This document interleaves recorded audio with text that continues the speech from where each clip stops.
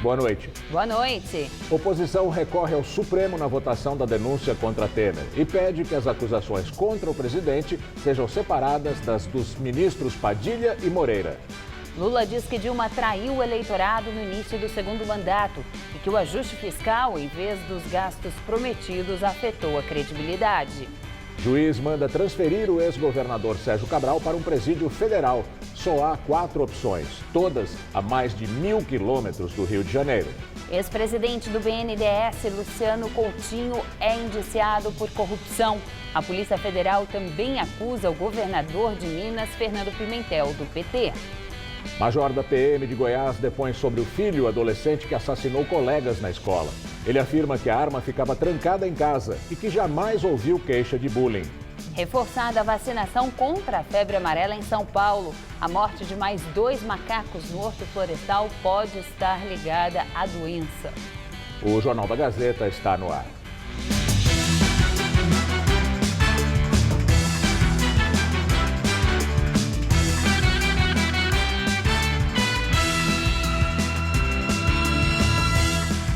A Prefeitura de São Paulo quer revitalizar a Praça Princesa Isabel, no centro da cidade, com apoio da iniciativa privada. A praça abrigou por cerca de um mês usuários de drogas que fugiram da Cracolândia. Quem passa pela Praça Princesa Isabel, na região central, vai encontrar muito lixo espalhado pelo chão. O local também continua sendo abrigo de moradores de rua. A gente, no momento, não tem direito a essa praça. A praça ficou marcada depois que, em maio deste ano, foi tomada por usuários de drogas após uma operação da polícia para desmantelar a antiga Cracolândia. Ela foi desocupada, mas quem vive por aqui afirma que muita coisa ainda precisa ser feita. Na verdade, acho que está do mesmo jeito. Não teve melhora. Hoje, o prefeito João Dória, do PSDB, anunciou que o local será revitalizado. Um investimento de cerca de R$1 milhão. Segundo o prefeito, a obra será paga pela seguradora Porto Seguro, que fará ainda a manutenção da praça por 2 anos. A Porto Seguro tem edifícios na região da Cracolândia, com espaço cultural e instituto. Cerca de 10.000 pessoas trabalham para a empresa na região dos Campos Elíseos. O projeto prevê a instalação de uma quadra poliesportiva, uma academia de ginástica ao ar livre, terá espaço reservado para pets, além de um palco para apresentações artísticas e uma área para food trucks. As obras, que devem começar nas próximas semanas, devem durar 90 dias e a previsão de entrega é 25 de janeiro, no aniversário da cidade. O bairro aqui está ansioso para ter uma praça limpa, bonita, que a gente possa, o bairro usufruir, né? Sair, né? Não os usuários, mas a gente, né? Durante a coletiva, o secretário municipal de saúde, Wilson Polara, também fez um balanço sobre o projeto Redenção da Prefeitura. Disse que esse é um trabalho contínuo e que o tráfico de drogas na região da Cracolândia já foi minimizado. Segundo o secretário, o número de dependentes químicos na Cracolândia caiu de maio para cá. Nós tínhamos uma estimativa inicial de 1.800 pessoas presentes lá naqueles 4 quarteirões. O trabalho que foi feito pelo Estado mostra que houve uma redução de 77%. Então, se você aplicar 77% em 1.800, nós temos lá 414 pessoas restantes. Na reta final para as provas do Enem, que serão nos dias 5 e 12 de novembro, muitos estudantes recorrem à facilidade dos cursos online.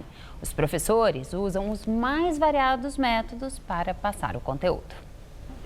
O Josen tem 27 anos e veio do ensino público. Não fez cursinho. Escolheu a dedo os professores que resolveu seguir na internet. Todos de cursos online. Eu tinha um professor só para biologia. Eu tinha um outro professor que era mais para redação. Um outro canal de um professor que era só para história. Então eu fui fazendo o meu leque de professores que eu mais me identificava e estudei, assim, basicamente dessa forma. Estudar sozinho demanda muita disciplina e compromisso. O Josen se dedicou 10 horas por dia. Sabe o que aconteceu? Ele ficou em primeiro lugar no curso de medicina da USP, que é um dos mais concorridos do país, isso no ano passado. A internet ajudou a resolver uma equação. Dúvidas, menos dinheiro, menos tempo, mais internet e mais professor com boa vontade para ensinar. E o resultado, olha só, para quem quiser, conhecimento. E essa ferramenta tem facilitado a vida de muita gente a passar em exames como o Enem. É muito gratificante, porque eu sei que eu estou ajudando a melhorar a vida das pessoas. Porque muitas vezes ela não tinha dinheiro para pagar um curso preparatório para o Enem, mas ela tinha a opção de estar ali estudando pela internet de graça. O portal nasceu para oferecer aula de reforço e recuperar matérias que as pessoas ou não aprenderam adequadamente ou esqueceram. Há desde aulas básicas a conceitos mais complexos. O acesso ao conteúdo é de graça. E os ganhos do professor não vêm da internet, vêm das aulas que ministra pessoalmente em 3 escolas. De manhã eu trabalho em 2 escolas particulares, à tarde eu trabalho em escola pública. E o site eu sustento do meu salário. Eu tiro o dinheiro do meu salário para poder bancar o site. Já a Pamba, professora de português, cheia de fãs pela internet, deixou a sala de aula física para se dedicar exclusivamente aos vídeos. Eu dava aula num cursinho popular e muitos não tinham condições financeiras de ir até a aula de redação que sempre ocorria aos sábados. Então esses alunos pediram que eu gravasse a aula. E aí eu percebi que não eram só aqueles alunos que precisavam de ajuda. Tem muito mais gente na internet que precisa dessa força aí para fazer as provas, né? E quando chega essa época do ano, ela já sabe o que é sucesso em qualquer sala de aula, física ou virtual. Professora, qual vai ser o tema da redação do Enem esse ano? E assim, nos últimos 4 anos eu acertei o tema, eu sempre gravei vídeos falando quais seriam os possíveis temas e essa fama espalhou. E fica a dica pra você aí, tá, meu amor? Não vacila não, ó. O estudante de 14 anos que matou 2 colegas e feriu outros 4 numa escola em Goiânia foi transferido da delegacia para um centro de internação. Filho de policiais militares, o atirador estava em uma cela separada. Agora ele ficará sob a proteção do Poder Judiciário, que irá definir o período de internação. Para a advogada dele, o adolescente confessou que está arrependido. O pai dele prestou depoimento hoje e disse que o garoto não havia falado que sofria bullying e que a arma estava trancada. A mãe continua internada desde que soube do ocorrido. O colégio Goiáses, onde o crime aconteceu, permanece fechado em sinal de luto. O delegado que investiga o caso pretende ouvir todos os funcionários da escola. O Rio de Janeiro teve mais uma manhã violenta na Rocinha. Uma turista espanhola foi morta por um tiro disparado pela polícia. Segundo a corporação, o carro em que ela estava não parou em um bloqueio policial. O motorista do veículo negou que tenha furado a barreira. Em um tiroteio, 2 policiais militares e um criminoso foram baleados. A turista espanhola Esperanza Jiménez, de 67 anos, foi baleada no pescoço e morreu antes de chegar ao hospital. Ela estava de férias no Rio, junto com o irmão e a cunhada. Segundo a polícia militar, o carro dos turistas não atendeu a ordem de parar e furou o bloqueio. Imagens de câmera de segurança mostram o carro passando e, em seguida, 3 PMs correndo. Em depoimento, o motorista do carro, um italiano que vive há 4 anos no Brasil, negou ter furado a blitz. O policial acusado de atirar contra a turista foi preso em flagrante pela corregedoria da PM, que está investigando o caso. Os turistas disseram que não foram alertados sobre a situação de risco na Rocinha. A responsabilidade da empresa de turismo deve ser investigada. Hoje, o prefeito do Rio, Marcelo Crivella, do PRB, defendeu a volta do Exército à Rocinha. A favela tem passado por uma rotina de confrontos e tiroteios desde o dia 17 do mês passado, com as disputas entre os traficantes Antônio Francisco Bonfim Lopes, o NEM, e Rogério Avelino, o Rogério 157. E a seguir, ex-governador do Rio presta depoimento e bate boca com o juiz. E Marcelo Bretas manda transferir Sérgio Cabral para presídio federal. Lula afirma a jornal espanhol que a ex-presidente Dilma traiu a confiança dos brasileiros. Governo de São Paulo investiga suspeita de febre amarela depois da morte de mais 2 macacos no Horto Florestal.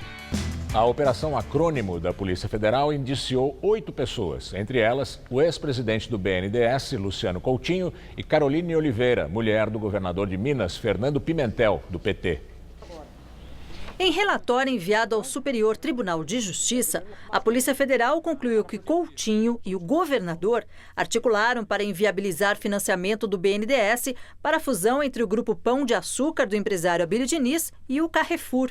Segundo a investigação, o grupo Cassino, que queria barrar a aliança porque também teria interesse em fechar o negócio, pagou R$2,8 milhões como contrapartida a Caroline Oliveira, primeira-dama de Minas. Na época, em 2011, durante a gestão Dilma, Pimentel era ministro do Desenvolvimento, Indústria e Comércio. De acordo com a Polícia Federal, ele teria orientado o presidente do BNDES, Luciano Coutinho, a incluir uma cláusula que impedisse a ajuda financeira. No relatório da Polícia Federal, Fernando Pimentel, do PT, é apontado como coordenador de uma organização criminosa. Ele não foi indiciado pela PF porque é governador e tem foro privilegiado no STJ. A delegada que conduziu a investigação pediu que isso seja feito pela corte. No início da Operação Acrônimo, em maio de 2015, o governador já havia sido denunciado 3 vezes. Fernando Pimentel é acusado de corrupção, lavagem de dinheiro, falsidade de documento particular e tráfico de influência. Para a PF, o petista atuou em benefício da montadora de automóveis Caoa e da construtora JHSF. Já delatores da Odebrecht relataram que Pimentel recebeu 13,5 milhões de reais para defender interesses da empreiteira enquanto era ministro. Fernando Pimentel negou as acusações e disse que jamais participou de qualquer ato ilícito. A mulher dele, Carolina de Oliveira, disse que se sente indignada com as conclusões da Polícia Federal, que classificou de inverídicas e absurdas. Luciano Coutinho disse que as decisões tomadas por ele durante a tentativa de fusão dos grupos Carrefour e Pão de Açúcar estiveram dentro da mais absoluta legalidade e lisura e negou ter recebido vantagem. Em nota, o grupo Cassinô reclassificou as conclusões da Polícia Federal como equivocadas. De olho nas eleições de 2018, o ex-presidente Lula do PT disse ao jornal espanhol El Mundo que Dilma Rousseff, indicada por ele ao cargo, traiu a confiança dos brasileiros.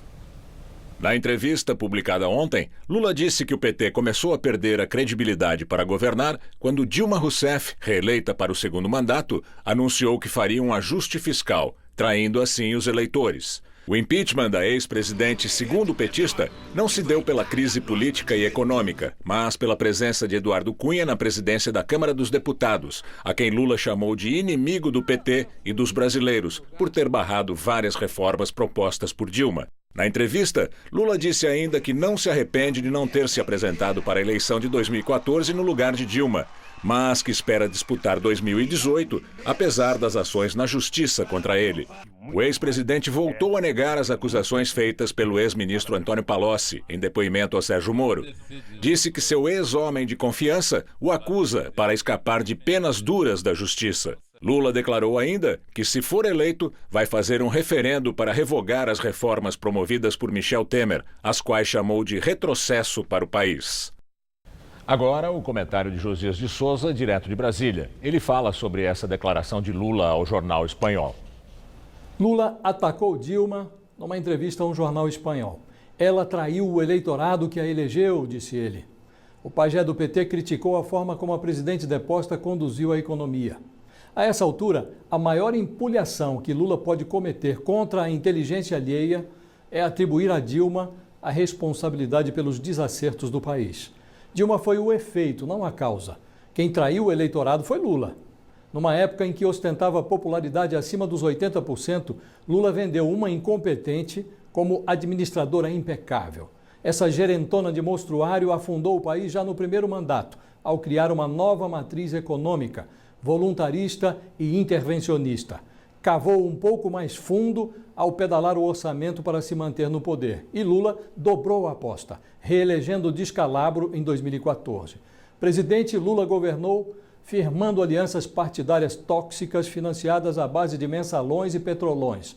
Chamou a rendição à oligarquia empresarial de amadurecimento político. Ao eleger e reeleger uma incapaz como se fosse uma supergerente, Lula produziu uma espécie de conto do vigário no qual a maioria do eleitorado caiu. Tenta reeditar o estelionato ao atribuir todas as culpas a Dilma.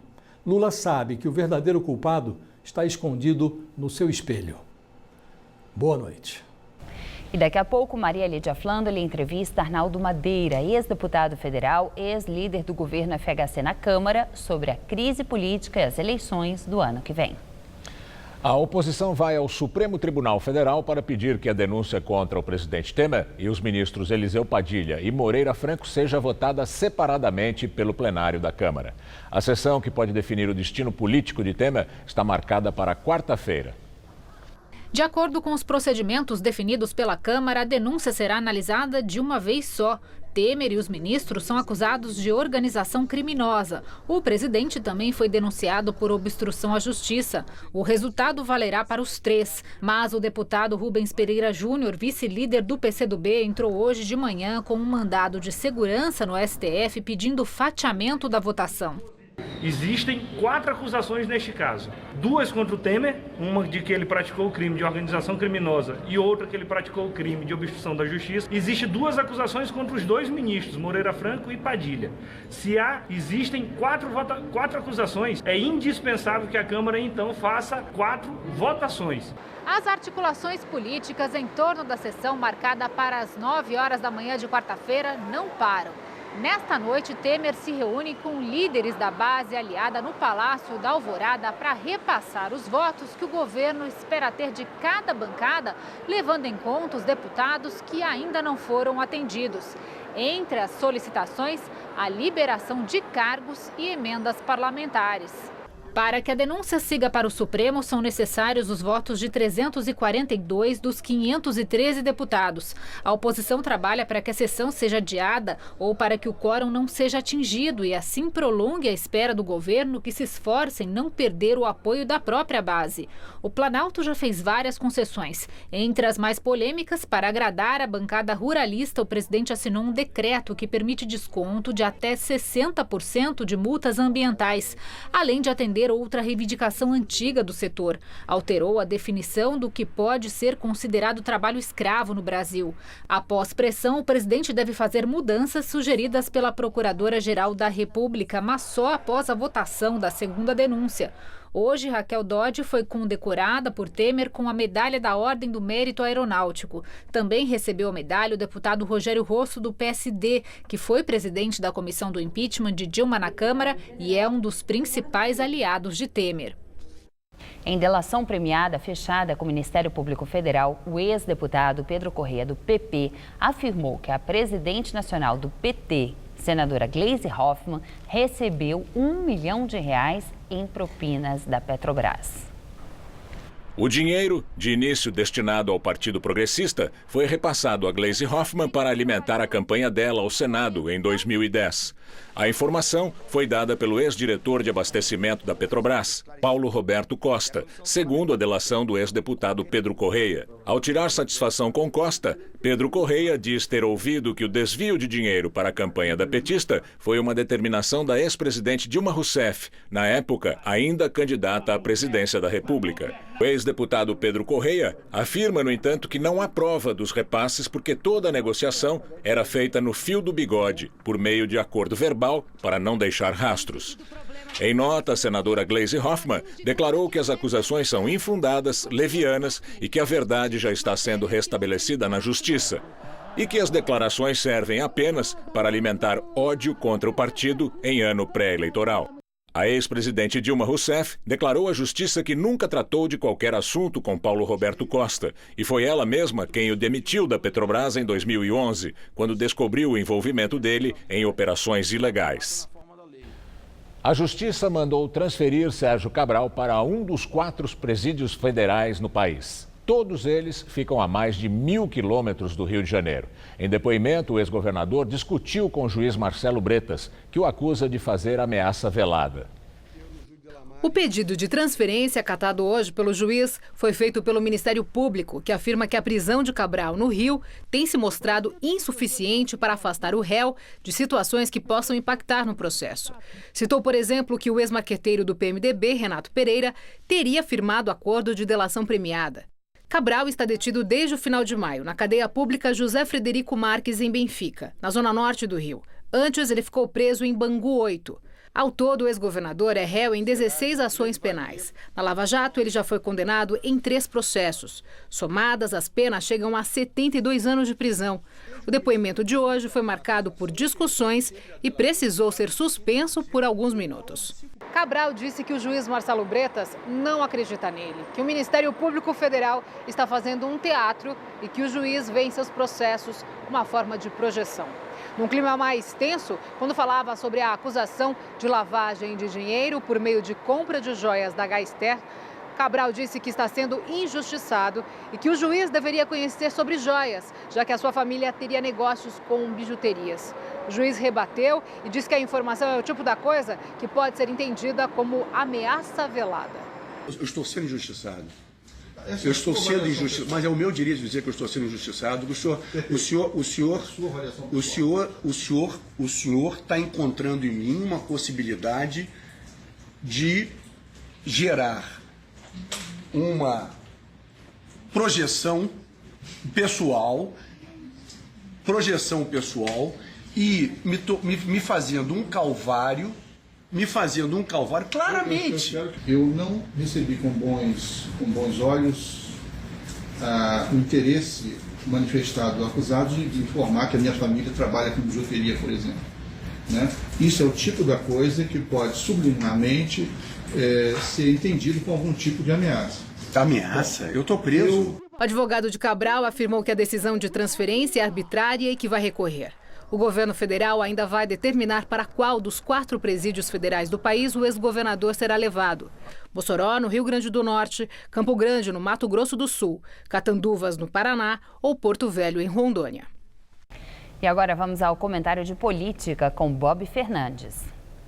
Jogos de poder e disputa entre países. Critérios econômicos, culturais, geopolíticos definem os 20 países mais importantes no mundo. O Brasil entre eles. Nesse jogo, imagem é muito, quando não é tudo. O U2, uma das maiores bandas do planeta, está no Brasil. Ai Weiwei, artista e célebre dissidente chinês, está no Brasil. Imagens do U2 e de Weiwei no Brasil, cobrando censura nunca mais, estão correndo o mundo. O Weiwei protestou no vão do MASP. No museu está a exposição Histórias da Sexualidade. Dos mais importantes museus da América Latina, o MASP se acovardou. Só maiores de 18 anos podem ver a exposição, que tem Picasso, Francis Bacon, Manet, Gauguin e, entre outros, os brasileiros Victor Meirelles e Adriana Varejão. A Constituição proíbe censura. O Estatuto da Criança e Adolescente não pede censura, menos ainda de menor acompanhado por um dos pais. Pede indicação e recomendação por faixa etária. Quem comanda essa ridícula caça ao nu? Grupelhos, rostos visíveis, Alexandre Frota e MBL. Entendam o grotesco demais essa farsa. Frota é estrela nos 20 filmes pornográficos brasileirinhas. Com o mesmo MBL, até outro dia, Frota caçava corruptos, usando o discurso moralista. Agora esqueceram o tema. O MBL, no impeachment, foi financiado pelo PMDB, PSDB, DEM, etc. O site UOL Áudios e um ex-integrante relatam isso.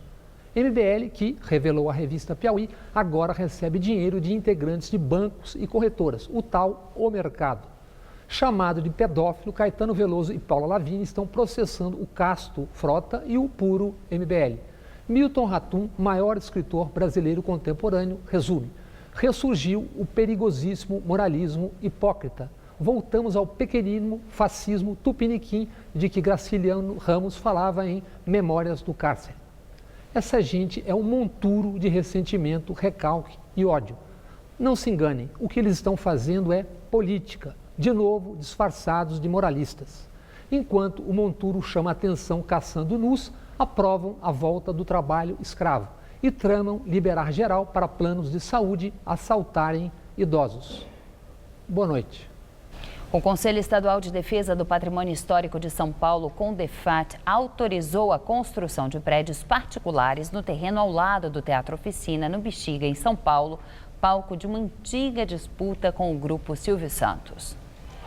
A decisão de hoje reverte uma outra de 2016, quando o mesmo conselho proibiu a construção de prédios no local. O CONDEFAT votou um recurso do grupo Silvio Santos, que contestava a decisão de 2016. Por 15 votos a 7, o Conselho decidiu rever o parecer do ano passado e autorizou que a construtora Cisan, de Silvio Santos, construa edifícios no terreno, ao lado do Teatro Oficina. A briga entre o fundador do teatro, o dramaturgo José Celso Martinez Correia, e o empresário Silvio Santos já dura 30 anos. Idealizado pela arquiteta Lina Bobardi, o Oficina é tombado pelo Patrimônio de São Paulo. O diretor Zé Celso alega que a construção de edifícios ao redor tira a alma e a iluminação do lugar, que tem uma janela de 100 metros quadrados. Em várias reuniões com Silvio Santos, o Oficina propôs que a área fosse transformada em parque público. Porém, o empresário tentou um acordo intermediário para não perder o terreno, mas não teve sucesso. Para ter validade, a decisão do CONDEFAT ainda precisa passar por aprovação dos órgãos de patrimônio histórico municipal e federal. A reunião de hoje no Conselho terminou com vaias e xingamentos em um protesto dos atores do Oficina. O governo de São Paulo anunciou o reforço das doses de vacinação contra a febre amarela aqui na capital. Enquanto isso, a morte de mais 2 macacos no Horto Florestal, na zona norte da cidade, é investigada. 5 animais foram encontrados mortos, suspeitos da doença nos últimos dias. Um teve a contaminação constatada. Quase 5 da tarde e a fila do lado de fora da UBS percorria a calçada e virava a esquina. Eu cheguei aqui há 2 horas, e já são quase 5, né? E aí a gente precisa, porque eu moro bem pertinho do outro, né? Então, do outro lado do portão, então é bem próximo. Está preocupada? Ah, com certeza, né? Muita demora, né? Mas é necessário. Não esperava, mas é o jeito, tem que vir, né? Se está tão divulgado, deve ser porque o negócio deve ser grave.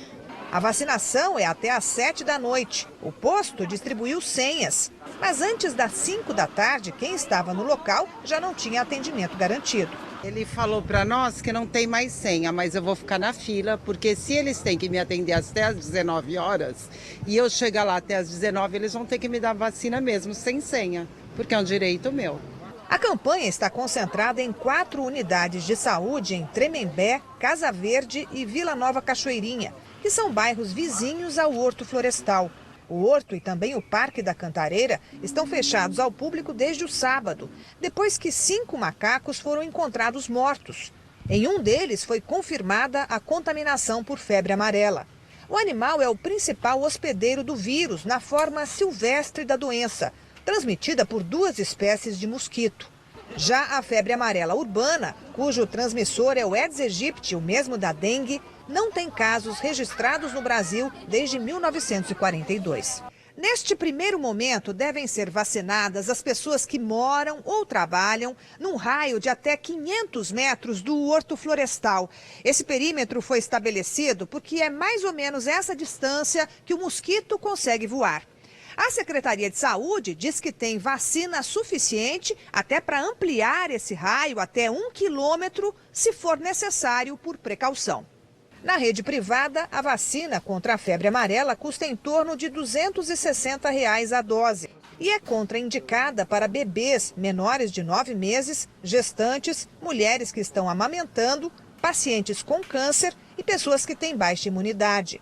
A Secretaria de Saúde informou que tem 1,5 milhão de doses no estado, estoque que, segundo o secretário Davi Uip, pode vir a ser reforçado. Isso é uma medida absolutamente técnica e nós conseguimos explicar cada decisão tecnicamente porque de cada medida tomada. A Secretaria Municipal de Saúde informou agora à noite que foram vacinadas desde sábado mais de 12 mil pessoas na região do Horto Florestal, na zona norte da cidade. A frente fria que passou pelo litoral paulista mudou muito o tempo aqui na capital e a semana começou chuvosa e fria. A máxima à tarde não passou dos 20 graus e a temperatura já caiu agora à noite. Vamos ver como fica o tempo ao longo da semana com Mariana Armentano.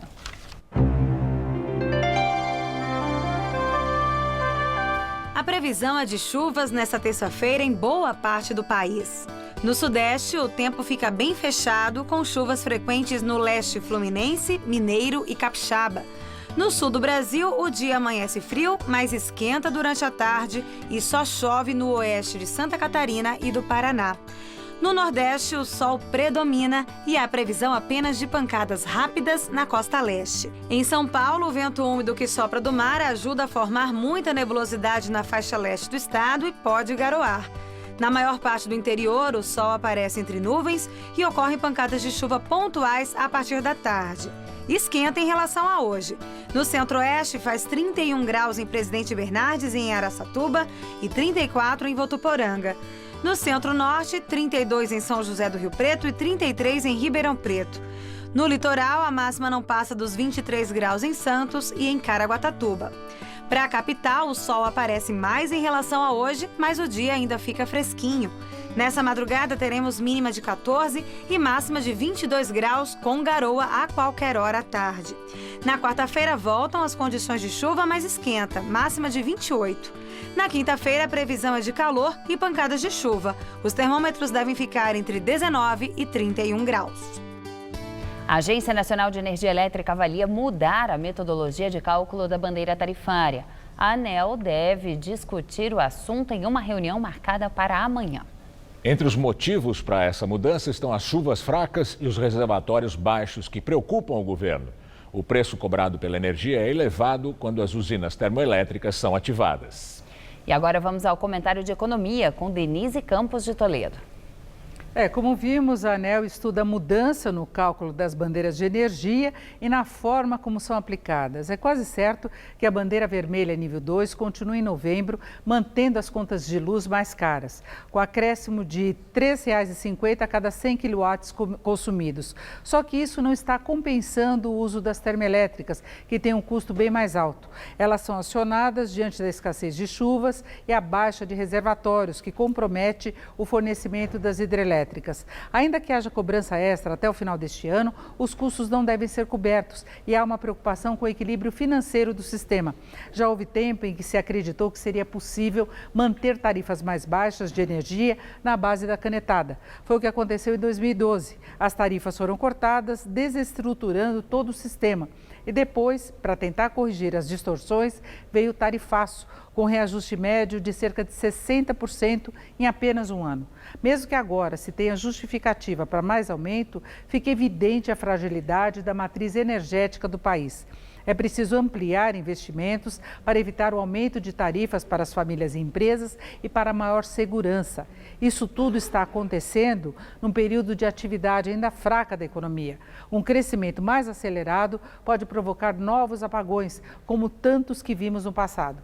O governo tem buscado ampliar o uso da energia limpa, como a eólica, do vento, acelerar as concessões no setor energético, mas é quase uma corrida contra o tempo. E vale observar que o ajuste financeiro não ocorre apenas na área energética. Estamos tendo de encarar aumentos frequentes dos combustíveis e do gás, por exemplo, porque a Petrobras tem uma nova política que acompanha os custos. A empresa deixou de ser um instrumento de controle da inflação, o que é positivo do ponto de vista empresarial. Faz parte da reestruturação, mas tem um impacto para os consumidores quando os custos sobem. A água também está subindo em vários estados. Enfim, os preços administrados, segundo projeções dos analistas de mercado, devem avançar em média 6,82% este ano, contra a inflação prevista em 3,06%. É mais que o dobro. Não vai atrapalhar os índices, porque a inflação continua rodando no nível baixo. Outros preços, como alimentos, ainda em deflação, compensam. Agora, para os consumidores, a conta fica mais alta. Volto na quinta. Até lá. E agora as notícias do esporte com Juliana Verbonen e Celso Cardoso. Depois, Maria Lídia entrevista ao vivo o ex-deputado federal pelo PSDB, Arnaldo Madeira. Palmeiras e Santos diminuíram para 6 pontos a diferença para o Corinthians. Mas o líder joga hoje. Celso, boa noite. Boa noite, Juliana. E se vencer o Botafogo no Rio de Janeiro, o jogo que começa daqui a pouco às 8 da noite, volta a ter o Corinthians 9 pontos de vantagem ou 9 pontos de diferença na tabela. Mas, sem dúvida, o Corinthians está pressionado como nunca antes nesse segundo turno. Os rivais Palmeiras e Santos já aparecem no retrovisor com farol alto. Veja os gols. Na Arena do Grêmio, em Porto Alegre, Dudu chutou forte de fora da área, a bola desviou em Marcelo Oliveira e enganou o goleiro Paulo Vitor. Palmeiras 1, Grêmio 0. 6 minutos depois, Paulo Vitor espalmou o chute de Borja e a bola sobrou para Moisés bater forte e ampliar a vantagem palmeirense, 2-0. Mike cruzou forte e Dudu apareceu livre para mandar para o fundo do gol, 3-0. Mas aos 33, Michel descontou para o Grêmio, mas não evitou a derrota dentro de casa. Final Palmeiras, agora segundo colocado, 3, Grêmio 1. Na Vila Belmiro, Ricardo Oliveira subiu alto após escanteio e marcou o único gol do Santos contra o Lanterna Atlético Goianiense. 1-0 para o Santos, que agora está na terceira colocação do campeonato. Jogando no Pacaembu, São Paulo surpreendeu o Flamengo com esse primeiro gol do argentino Lucas Prato. O time de Dorival Júnior ampliou o placar com o Profeta Hernanes de cabeça ainda no primeiro tempo. Final São Paulo 2, Flamengo 0. No Maracanã, o Vasco até saiu na frente do Coritiba, com gol contra de Matheus Galdesani. Mas na etapa final, Rildo fez boa jogada, contou com o desvio da defesa e empatou o confronto. 1-1, placar final. No Clássico Mineiro, Rafinha ajeitou para Thiago Neves chegar batendo e colocar o Cruzeiro na frente. A resposta do Galo veio no segundo tempo, na cabeçada de Otero, 1-1. Aí brilhou a estrela de Robinho. Aos 21, ele invadiu a área, cortou o marcador e chutou no canto do goleiro Fábio para virar a partida. Aos 35 minutos, Robinho recebeu mais uma vez pela esquerda, cortou Ezequiel e mandou no ângulo. Golaço que fechou a partida no Mineirão. Final, Atlético Mineiro 3, Cruzeiro 1. No Moisés Lucarelli, os visitantes saíram na frente com Rômulo. 1-0 Avaí em cima da Ponte. De pênalti, Júnior Dutra ampliou para o Avaí, 2-0. Ainda no final da primeira etapa, a Ponte descontou com Danilo Barcelos, mas não conseguiu evitar a derrota dentro de casa. Final, Avaí 2, Ponte Preta 1. E o Cristiano Ronaldo foi eleito o melhor jogador do mundo pela 5ª vez. O anúncio foi feito hoje num evento da FIFA em Londres. Com mais esse troféu de melhor do mundo, o português se igualou a marca de Lionel Messi, que ficou em segundo. Neymar repetiu o desempenho de 2015 e ficou na 3ª posição. Ele e os laterais Daniel Alves e Marcelo foram os brasileiros escolhidos para a seleção do ano da FIFA. Entre as mulheres, o prêmio de melhor jogadora do mundo em 2017 ficou para a holandesa Lieke Martens. Enquanto tiver Cristiano Ronaldo, difícil, né, essa disputa. Veja só, né, para o Neymar, sim. Agora, Messi e Cristiano Ronaldo, eles polarizaram essa disputa há 10 anos. E o Cristiano Ronaldo merece toda a reverência, porque ele ganhou o prêmio de melhor do mundo antes do Messi. Aí ele viu o Messi ganhar 4 vezes. E ele sempre em segundo. Então ficava a sensação para o Cristiano Ronaldo que ele jamais esperaria o Messi. Pois não é aquele atleta bom como é, conseguiu igualar essa marca. Né? Quem sabe até não consegue ultrapassar o argentino no ano que vem. Vamos aguardar. Até amanhã, Até amanhã, boa noite. Gamerini.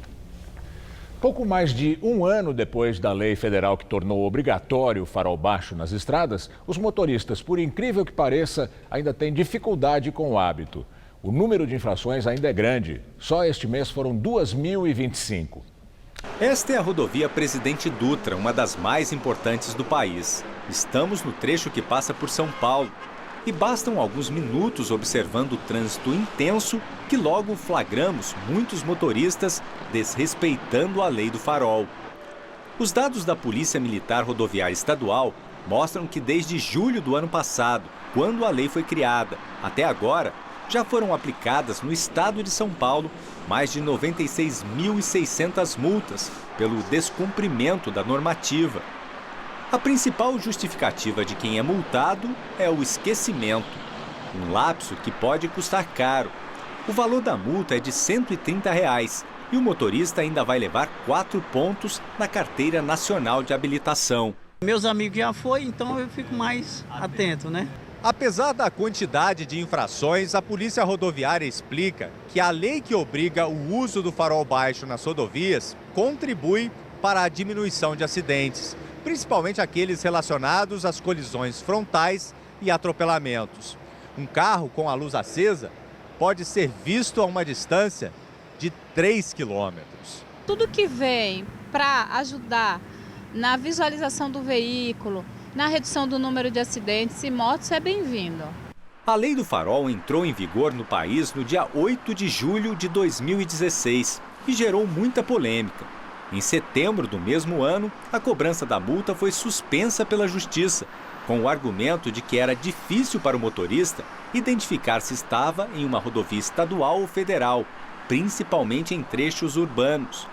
Um mês depois da suspensão, ela voltou a vigorar definitivamente. Lembrando que o uso do farol baixo não é obrigatório nas marginais Tietê e Pinheiros, que não são consideradas vias rodoviárias. Hoje, muita gente já transformou o ato de ligar os faróis num hábito. Já é alguma coisa automática, porque eu sei que é lei e você acaba também, né? E é um benefício também para quem vem atrás, né? Ou tá vindo na mão contrária, consegue identificar você. Qualquer lugar que eu saio, pegando rodovia ou não, eu já ligo o farol antes de sair de casa, já para não acontecer o pior, né? Rafael já ajudou muita gente a evitar a multa. Ele tem uma autoelétrica numa avenida que leva para a rodovia dos Imigrantes.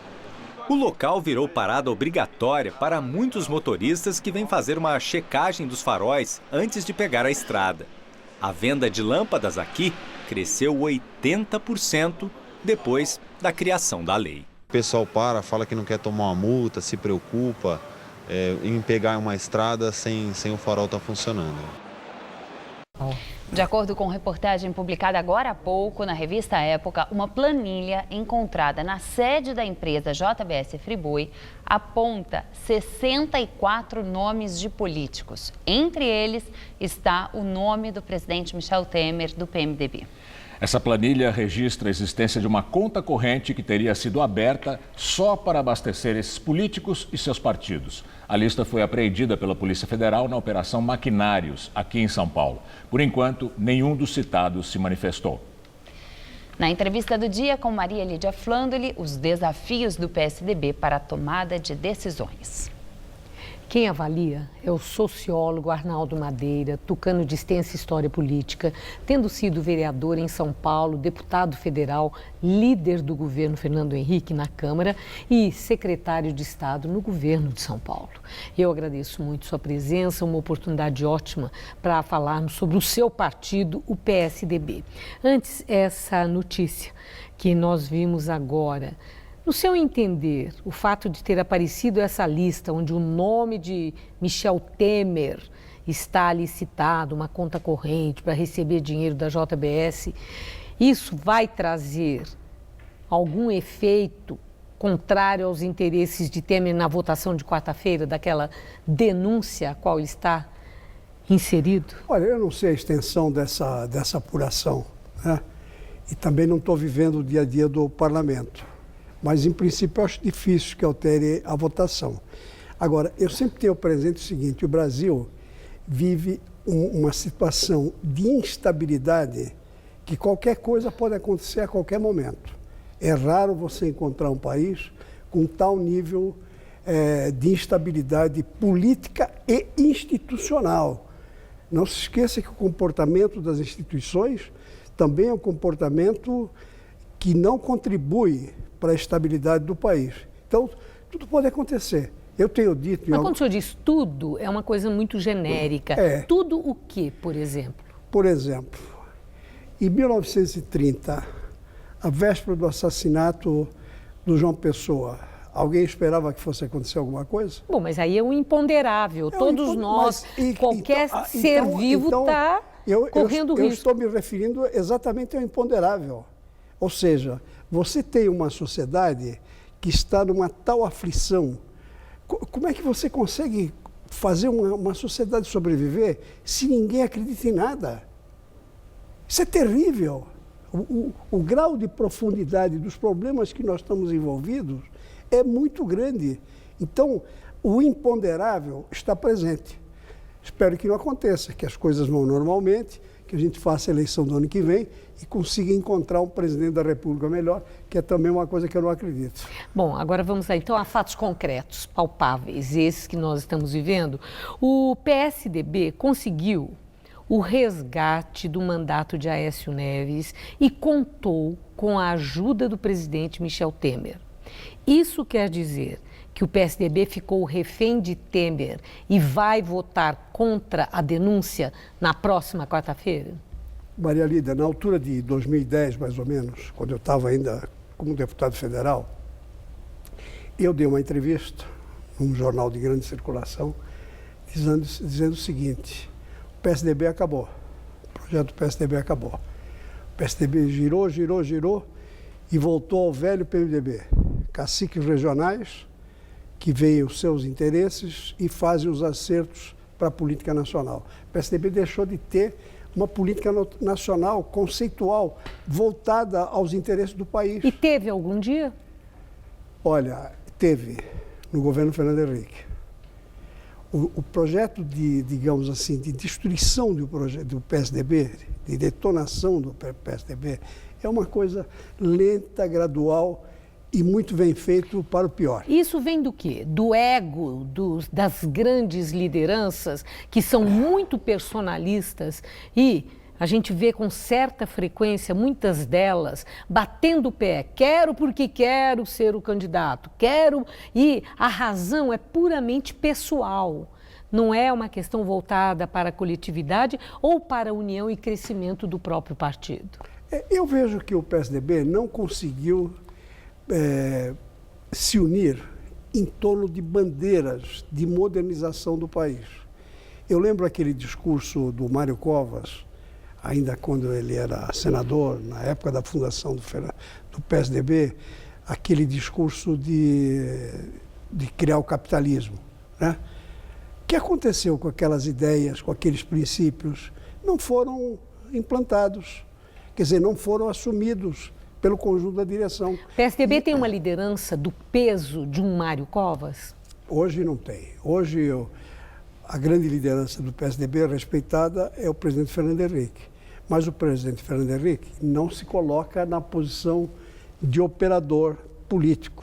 Ele é uma referência, é um sábio que a gente ouve, em geral ouve para não acompanhar, não seguir. Então, é a única liderança que o PSDB tem. E com que cara o PSDB vai se apresentar ao eleitor no ano que vem, quando ele está exibindo uma incapacidade evidente de resolver conflitos internos e mesmo na tomada de decisões fundamentais? Como é que vai mostrar para o eleitor que tem capacidade de governar o país se não consegue governar o próprio partido? Olha, o PSDB, esses anos todos, nessas sucessões presidenciais, sempre ficou como alternativa ao partido do poder, que era o PT. Então a população fazia a imagem do PSDB, que não é a imagem do comportamento real do PSDB. A única campanha que nós, na verdade, conseguimos bater duro no projeto de poder desses 13 anos foi a campanha do Aécio, que deu no que deu, né? Agora, nós estamos absolutamente órfãos. O governador Geraldo, ele não é um homem de liderança nacional. Não tem conteúdo para ser presidente da República ou para fazer uma campanha presidencial. O senhor foi secretário de Alckmin. Ele não tem conteúdo para ser ou cacife político? Não, ele não tem conteúdo de um lado e, de outro lado, cacife político para ser presidente do país. Porque ele é visto lá fora, nos outros estados, como um homem de São Paulo. São Paulo teve um político lá atrás, nos anos 60, 50, 60, que era muito expressivo aqui, que foi governador, que era o Adhemar de Barros, e não conseguia sair do estado. O Geraldo, embora ele seja completamente diferente do ponto de vista do comportamento, da personalidade, etc., é um pouco assim. É um homem de São Paulo que os outros estados não respeitam, não levam em conta como uma possível liderança. E João Dória? João Dória é uma piada. João Dória é uma piada. João Dória acabou. Ele se apresentou como não político. Na verdade, ele é não político e não gestor. Você está vendo, em 10 meses, a quantidade de erros que ele fez. Anunciou medidas, voltou atrás, as coisas não aconteceram. Acabou. Agora está com a história de que quer ser o governador. Quer dizer, querem repetir o que aconteceu lá atrás com o Geraldo Alckmin, candidato a presidente, e o José Serra, candidato a governador, que o Serra ganhou. Agora querem repetir isso com o João Dória, é uma piada, né? O João Dória, ele não tem noção da política, ele não tem cultura política, ele não consegue se identificar com a cidade. Por isso essa rejeição que está crescendo e vai crescer cada vez mais. Arnaldo Madeira, eu vejo aí um grande pessimismo nas suas palavras. Desculpe. E o tempo é que vai nos mostrar se de fato tudo isso vai se configurar. Isso não é pessimismo, isso é análise. Eu, em geral, sou otimista em relação ao Brasil e ao Estado. Mas o que eu estou tentando fazer é uma análise. Não tem nada a ver com pessimismo. Muito obrigada, uma boa noite. Gamberini. Na Argentina, a coalizão do presidente Maurício Macri venceu, mas não conquistou a maioria no Legislativo. A ex-presidente Cristina Kirchner garantiu vaga no Senado. Com quase 100% das urnas apuradas, a coalizão que apoia o presidente Macri venceu em 13 das 23 províncias argentinas. Mesmo assim, Macri não vai ter o controle do Congresso. A ex-presidente e principal opositora, Cristina Kirchner, foi eleita com pouco mais de 37% dos votos. Assim, ela obteve imunidade parlamentar num momento em que é acusada de corrupção durante sua passagem pela presidência. O Jornal da Gazeta termina aqui. A edição de hoje pode ser vista no site do Jornal da Gazeta. Eu te espero em nossa edição das 10. Uma boa noite, até daqui a pouco. Boa noite e até amanhã.